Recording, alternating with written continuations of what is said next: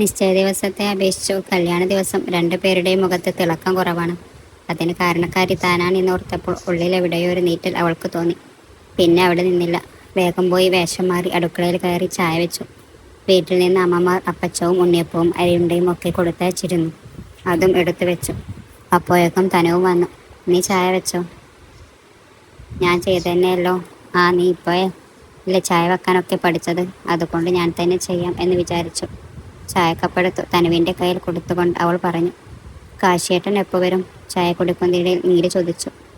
എന്ത് ഈ ചോദ്യം വരാത്തതെന്നോർത്തപ്പോൾ ഇരിക്കുകയായിരുന്നു തനു.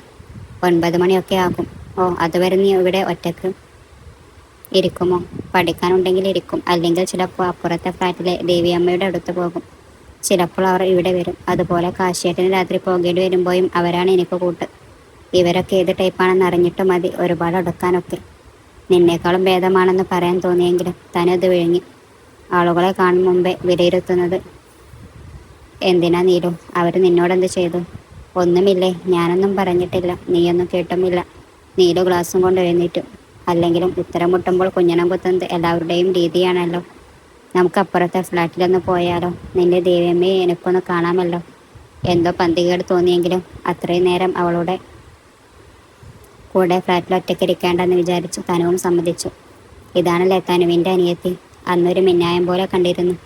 ദേവിയമ്മ നീലുവിനെ സ്നേഹപൂർവ്വം നോക്കിക്കൊണ്ട് പറഞ്ഞു. ഡൈനിങ് ടേബിളിൽ ഇരുന്ന് ഹോംവർക്ക് ചെയ്യുകയായിരുന്നു കാർത്തുമോൾ. തനുവിനെ കണ്ടപ്പോഴേക്കും ഓടിവന്ന് മടിയിലിരുന്ന് ഓരോ വിശേഷം പറയാൻ തുടങ്ങി. ലക്ഷ്മിയും ദേവിയമ്മയും അത് നോക്കി ചിരിച്ചു കൊണ്ടിരുന്നു. ദേവിയമ്മ തന്ന ജ്യൂസ് കുടിക്കുമ്പോഴും എല്ലാവരും സംസാരിക്കുമ്പോഴും നീലുവിൻ്റെ കണ്ണുകൾ ലക്ഷ്മിയിലും കാർത്തുമോളിലുമായിരുന്നു. അവരെല്ലാം തനുവിന് നൽകുന്ന സ്നേഹവും പരിഗണനയും കണ്ടപ്പോൾ വീണ്ടും അവളുടെ ഉള്ളിൽ ഉറങ്ങിക്കിടന്ന അസൂയ പൊങ്ങി വന്നു തുടങ്ങി. ഈ ലക്ഷ്മിയെ കണ്ടിട്ട് ആയമ്മയുടെ മകളായിട്ട് തോന്നുന്നില്ലല്ലോ. ആ കുഞ്ഞിനാണെങ്കിൽ ഒരു ലോ ക്ലാസ് ലുക്ക്. തിരികെ ഫ്ലാറ്റിലെത്തിയപ്പോൾ നീലു പറഞ്ഞു തുടങ്ങി. ലക്ഷ്മി ദേവിയമ്മയുടെ മകളല്ല, അഡോപ്റ്റഡാണ്. തനു പറയുന്നെന്ന് കേട്ട നീലുവിൻ്റെ സ്വതവേ വെളുത്ത മുഖം അടികിട്ടിയ പോലെ ചുവന്നു വന്നു. വേണ്ടിയിരുന്നില്ല, അവൾ മനസ്സിൽ പറഞ്ഞു. രാത്രിയിലേക്ക് വേണ്ടുന്ന ചപ്പാത്തിയും ചിക്കൻ കറിയും എല്ലാം നീലു തന്നെയാണ് ഉണ്ടാക്കിയത്. തനുവിനെ ആ പരിസരത്തെ കടുപ്പിക്കാതെ ഇരിക്കാൻ നോക്കിയെങ്കിലും അവളെ അത്ര വിശ്വാസമില്ലാത്തത് കൊണ്ട് അടുക്കളയിൽ ഒരു ബുക്കും കൊണ്ടുവന്നിരുന്നു തനു. 8:30 മുമ്പേ കാശി എത്തി. നീലു എന്തെങ്കിലും കുഴപ്പം ഉണ്ടാക്കിയാലെന്ന് വിചാരിച്ചാണ് അതെന്ന് തനുവിന് മനസ്സിലായി. ഇന്ന് നേരത്തെയാണല്ലോ? നീലു സന്തോഷത്തോടെ ചോദിച്ചു. നിങ്ങൾ ഇവിടെ ഒറ്റക്കല്ലേ, അതുകൊണ്ട് നേരത്തെ പോന്നതാണ്. തന്നെ കാണാൻ ആണ് അവൻ നേരത്തെ വന്നതാണെന്ന് അവൾ കരുതിയത്. തനുവും കാശും അത് തിരുത്താനും പോയില്ല. ഭക്ഷണം കഴിക്കുമ്പോൾ നീലു അഭിപ്രായം ചോദിച്ചു. എങ്ങനെയുണ്ട് കാശിയേട്ടാ ഇന്നത്തെ ഫുഡ്? കൊള്ളാം, നന്നായിട്ടുണ്ട്. എന്തേ? അല്ല, ഞാനാണ് ഉണ്ടാക്കിയത്. ഇവൾക്ക് പണ്ടേ കുക്കിംഗ് അത്ര അറിയില്ലല്ലോ. കാശി അതിനുത്തരമെന്നോണം അലസമായി ഒന്ന് മൂളി. തനു ചിരിയടക്കാൻ പാടുപെട്ടു. ഭക്ഷണം കഴിഞ്ഞ് 3 പേരും സംസാരിച്ചിരുന്നു. നിനക്ക് നാളെ രാവിലെ പോകണ്ടേ? എവിടെയാ ക്ലാസ് നടക്കുന്നത്? അത് സിറ്റി സെൻറ്ററിലാണ് കാശിയേട്ടാ. രാവിലെ പോകാൻ ഏതെങ്കിലും വണ്ടി അറേഞ്ച് ചെയ്യാമോ? കാശി കൊണ്ടുവിടാം എന്ന് പറയും എന്നാണ് അവൾ കരുതിയത്. പക്ഷെ അതുണ്ടായില്ല. ആ, ഞാൻ വണ്ടി പറയാം. അതും കൂടി കേട്ടതോടെ നീലുവിൻ്റെ ദേഷ്യം ഇരട്ടിച്ചു. അത് പ്രകടിപ്പിക്കാതെ അവൾ തുടർന്നു. കാശിയേട്ടൻ്റെ ജോലിയൊക്കെ എങ്ങനെ പോകുന്നു? നന്നായി പോകുന്നു. അടുത്ത ആഴ്ച ചെന്നൈ വരെ ഒന്ന് പോകേണ്ടി വരും, ഒഫീഷ്യൽ ആവശ്യത്തിന്. 2 ആഴ്ച അവിടെയായിരിക്കും. അയ്യോ, അപ്പോൾ വെഡ്ഡിങ് ആനിവേഴ്സറിക്ക് വരില്ലേ? വരും. അത് കഴിഞ്ഞ് അവിടെ നിന്ന് പോകാനാണ് പ്ലാൻ. തനുവിൻ്റെ അച്ഛൻ്റെയും അമ്മയുടെയും 30ാമത്തെ വെഡ്ഡിങ് ആനിവേഴ്സറിയാണ് അടുത്ത ശനിയാഴ്ച. തനയും തരുണും താരയും ഒക്കെ ജനിക്കുന്നതിന് മുൻപ് അവർക്കൊരു മകനുണ്ടായിരുന്നു. അവരുടെ 2ാം വിവാഹ വാർഷികത്തിന് ദിവസം ബക്കറ്റിലെ വെള്ളത്തിൽ വീണവൻ മരിച്ചു. അതിൽ പിന്നെ അവർ വെഡ്ഡിങ് ആനിവേഴ്സറി ആഘോഷിക്കാറില്ല. ഈ കാര്യങ്ങളൊന്നും മക്കളാർക്കും അറിയില്ല. ഇത്തവണ എല്ലാവരുടെയും നിർബന്ധം കാരണമാണ് ചെറിയൊരു ഫംഗ്ഷന് സമ്മതിച്ചത്. തനു മെല്ലെ ഫോട്ടോ ഇട്ട് തുടങ്ങിയപ്പോൾ ഉറങ്ങാമെന്ന് പറഞ്ഞ് കാശി എഴുന്നേറ്റു. പുറകെ തനു. നിവർത്തിയില്ലാതെ നീലു. കാശിയും തനുവും അവരുടെ ബെഡ്റൂമിൽ കയറി കത്തുന്ന കണ്ണുകളുമായി നീലു നോക്കി നിന്നു. കാശിയേട്ടാ, അടുത്ത ആഴ്ചത്തെ ചെന്നൈ ട്രിപ്പ് മാറ്റി വെക്കാൻ പറ്റില്ലേ? കിടക്കുമ്പോൾ തനു തിരക്കി. അതെന്താ ഇപ്പോൾ അങ്ങനൊരു ചോദ്യം? ഞാൻ നേരത്തെ പറഞ്ഞതല്ലേ. അതല്ല കാശിയേട്ടാ, 2 ആഴ്ച ഞാൻ ഒറ്റക്ക്. അതിനിപ്പോൾ എന്താ തനു? നീ നിൻ്റെ വീട്ടിലല്ലേ നിൽക്കാൻ പോകുന്നത്, പിന്നെന്താ? തനൊന്നും മുണ്ടിയില്ല. പറ തനു, നീലുവാണോ നിൻ്റെ പ്രശ്നം? അങ്ങനെയല്ല കാശിയേട്ടാ, അവളുള്ള സ്ഥലത്ത് നിൽക്കാൻ ഒരു പേടി. അവളെങ്ങാനും എല്ലാം കണ്ടുപിടിച്ചാൽ എന്നെ ബാക്കി വെച്ചേക്കില്ല. നീ എന്തിനാണ് തനു ഇങ്ങനെയൊക്കെ ചിന്തിക്കുന്നത്? എത്ര കാലം എനിക്ക് നിന്നെ പൊതിഞ്ഞു പിടിക്കാൻ പറ്റും?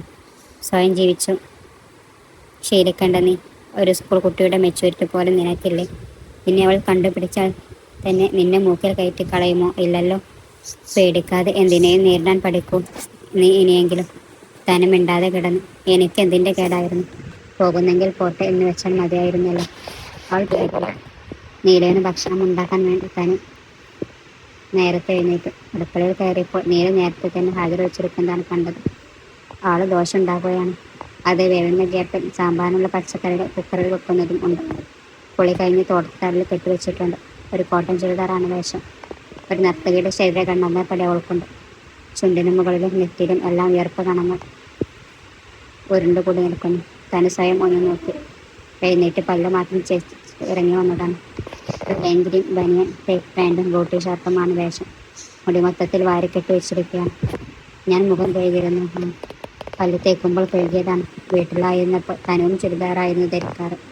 ഇപ്പോൾ സൗകര്യം നോക്കി മാറ്റിയതാണ്. അതുപോലെ വീട്ടിൽ വെച്ച് രാവിലെ എഴുന്നേറ്റ് കുളിച്ചിട്ടാണ് ദിവസം തുടങ്ങുക. ഇപ്പോൾ കുളിച്ചാലും അടുക്കളയിലെ പണിയെല്ലാം കഴിയുമ്പോൾ വീണ്ടും വിയർക്കും. അതുകൊണ്ട് എല്ലാം കഴിഞ്ഞ് റെഡിയാകുന്നതിന് മുന്നേ ആക്കി കുളിയും ജപവും എല്ലാം. ഉത്തമഭാര്യ എങ്ങനെയാണെന്ന് കണ്ടുപഠിക്കുകയാണ്. അവളുടെ കാതോരം വന്ന് കാശ് ചോദിച്ചു. താൻ ഇത്രയും നേരം നീലുവിനെ നോക്കി നിൽക്കുകയായിരുന്നെന്ന് അവൾക്ക് അപ്പോഴാണ് ഓർമ്മ വന്നത്. അത് കാശ് കാണുകൂടി ചെയ്തോടെ തനുവിനെ ജാള്യയിൽ തോന്നി. തനു ചോറ് വെക്കാൻ അരി കഴുകിയപ്പോൾ കാശ് തോരൻ ഉണ്ടാക്കാൻ കാബേജ് അരിഞ്ഞു വെച്ചു. തനു, നീ കാശേട്ടൻ അടുക്കൽ കയറ്റിയോ? നീലു പണി തുടങ്ങി. അവൾ കയറ്റിയതല്ല നീലു, ഞാൻ വന്ന് കയറിയതാണ്. കാശ് കൃത്യമായി മറുപടി കൊടുത്തതോടെ ഏറെ കുറെ തൃപ്തിയായി. 6:30 കഴിഞ്ഞപ്പോഴേക്കും നീല ഭക്ഷണവും കഴിച്ച് ഊണും പാക്ക് ചെയ്ത് ഇറങ്ങി. ഓ, ഇപ്പോഴാണ് സമാധാനമായത്. അവൾ എന്തെങ്കിലും പ്രശ്നം ഉണ്ടാക്കുമോ എന്നതായിരുന്നു എൻ്റെ ഭയം. തനു തളർച്ചയോടെ സോഫയിലേക്ക് വീണുകൊണ്ട് പറഞ്ഞു. കാശിയും അവൾക്കൊപ്പം ഇരുന്നു. എനിക്കും ഉറപ്പായിരുന്നു ഈ തവണ അവൾ ഒന്നും ചെയ്യില്ലെന്ന്. അതെന്താ എത്ര ഉറപ്പ്? വന്ന് കയറപ്പോയെ വെറുപ്പിച്ചാൽ ഇനി അവളെ നമ്മൾ ഇവിടെ കയറാൻ സമ്മതിക്കില്ല. മാത്രമല്ല അവൾക്ക് വീട്ടിലും പ്രശ്നം വരും. അതുകൊണ്ട് അവൾ ഒതുങ്ങി. എന്ന് വെച്ചാൽ അവൾ ഇനി പ്രശ്നത്തിന് വരില്ല എന്നാണ്. അങ്ങനെയല്ല, അവസരം കിട്ടുമ്പോൾ അവൾ പഴയതിനും സ്ട്രോങ് ആയി തിരിച്ചു വരും. അതുവരെ ഇതുപോലെ പാവം കളിച്ച് നടക്കും. എന്തായാലും വീട്ടിലെ സ്വന്തം സ്ഥാനം പോകുന്ന കാര്യങ്ങൾക്കൊന്നും അവൾ തൽക്കാലം നിൽക്കില്ല, അത് ഉറപ്പാണ്. തനിക്ക് പേടി തോന്നി. ഇപ്പോൾ ഒതുങ്ങിയിരുന്നത് സത്യം തന്നെയാണ്. പക്ഷെ തനിക്ക് സംഭവിച്ച ദുരന്തം പറഞ്ഞ് അവൾ ഉറപ്പായും അതൊരവസരമായി കണ്ട് ഉപദ്രവിക്കും.